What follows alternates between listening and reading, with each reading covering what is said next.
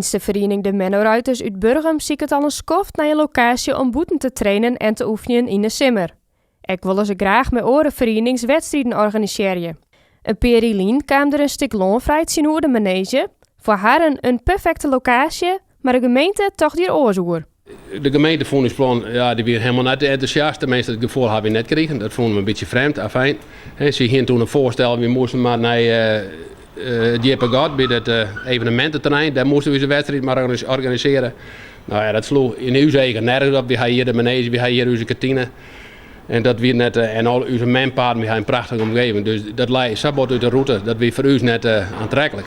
Uiteindelijk wordt de gemeente wel meewerken aan het stuk loon, maar dit gaat volgens de Mennoruiters onder vreemde voorwaarden. We moesten dan 4 jaar lang voor dat bedrag €260.000, 4 jaar lang €12.000 hier. Ja, dat kon je de vereniging lang niet dragen. En na die 4 jaar hier de voorwaarden dat we de volledige 260.000 werden de gemeente betalen zo. Dus dat weer net het waan voor de vereniging. De Hintse vereniging zei dat de gemeente wel flink geld investeert in orenverenigings. Het zou zelfs gaan om ton. En dacht dat zeer bij de Mennoruiters. Ze willen dan graag tekst en uitleg hebben van de gemeente Tjitjerkstra-deal. De vraag, waar bepaalt welke vereniging wat krijgt? Het is, in uw eigen draait er meer dan alleen nog voetbal. Er zijn meer verenigingen. Wie ben ik de vereniging? Wie doe je stonken de best om mensen die de Hintse sport bedrijven, om die een plek te bieden. Voor de sport en ontspanning.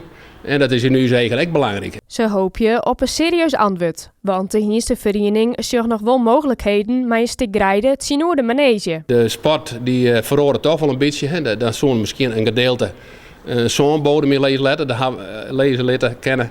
Dan kunnen we daar meer wedstrijden organiseren.